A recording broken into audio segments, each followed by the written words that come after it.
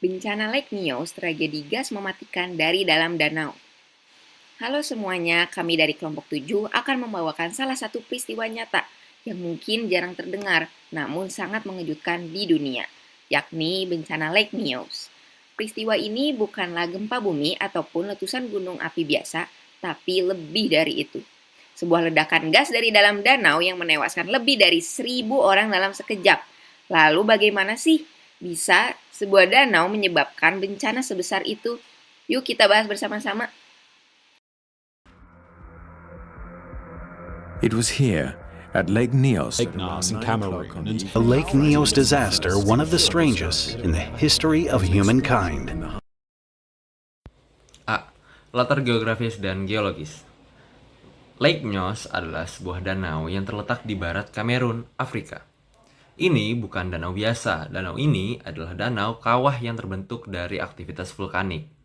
Danau ini dalam dan tenang, tapi ternyata penyimpanan gas mematikan di bawah permukaannya. Letaknya di atas zona vulkanik aktif. Jadi secara alami ada gas-gas seperti karbon dioksida yang naik dari bawah tanah dan terlarut dalam air danau. Kenapa gas di Danau Nyos bisa terkumpul? Air di Danau Nyos bersifat stratifikasi, artinya terbagi dalam lapisan-lapisan, di mana lapisan bawah tidak tercampur dengan lapisan atas. Karena hal ini, gas CO2 dari magma menumpuk di dasar danau selama bertahun-tahun, larut dalam tekanan tinggi. Biasanya, danau mengalami pencampuran alami, tapi tidak di Danau Nyos. Akibatnya, danau ini seperti sebuah bom waktu bawah air yang tidak terlihat, tapi siap meledak kapan saja.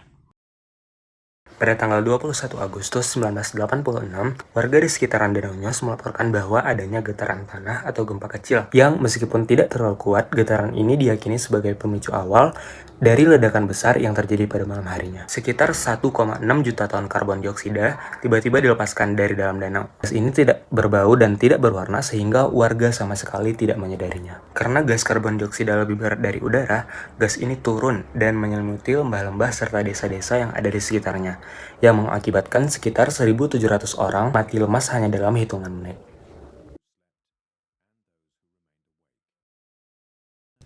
Kenapa bisa terjadi? Fenomena ini dikenal sebagai ledakan limnatik.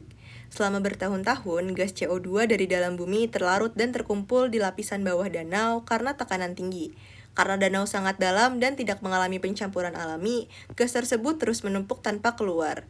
Getaran tanah atau gempa kecil yang terjadi di siang harinya diyakini mengganggu kestabilan air danau, membuat air kaya gas naik ke permukaan secara tiba-tiba.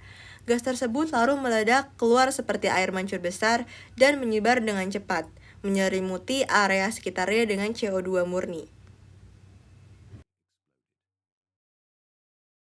Ledakan gas di Danau Nyos menyebabkan kerusakan yang sangat besar. Lebih dari 1.700 orang meninggal dunia. Sebagian besar dalam keadaan tidur tanpa sempat menyadari apa yang sedang terjadi. Gas juga membunuh ribuan ternak dan hewan liar, menjadikan sekitar wilayah danau seperti zona kematian. Beberapa desa seperti Nyos, Kam, dan Ca menjadi sepi dalam semalam. Korban ditemukan tanpa luka fisik, tanda bahwa mereka mati karena kehabisan oksigen, bukan karena hantaman atau luka lainnya. Jadi, para ilmuwan internasional datang untuk menyelidiki penyebab terjadinya bencana ini. Mereka menemukan bahwa gas CO2 di danau vulkanik seperti Nyos bisa meledak jika tidak dikendalikan. Untuk mencegah bencana serupa, dipasang pipa-pipa di gasing, yaitu pipa-pipa yang membawa air kaya CO2 dari dasar ke permukaan, agar gas tersebut keluar perlahan. Pipa-pipa ini masih digunakan sampai sekarang dan menjadi bagian dari sistem pemantauan dan mitigasi bencana. Bencana Lake Nyos adalah pengingat bahwa alam bisa menyimpan bahaya tersembunyi, bahkan dari danau yang tenang. Ini juga menunjukkan betapa pentingnya ilmu pengetahuan dan teknologi untuk mendeteksi dan mengurangi resiko bencana. Dari gempa kecil di siang hari hingga ledakan gas mematikan di malamnya, semua terjadi begitu cepat dan tidak terduga. Semoga dari peristiwa ini kita bisa belajar untuk lebih peka terhadap gejala alam serta pentingnya kesiapsiagaan dan edukasi dalam menghadapi potensi bencana. Terima kasih sudah mendengarkan.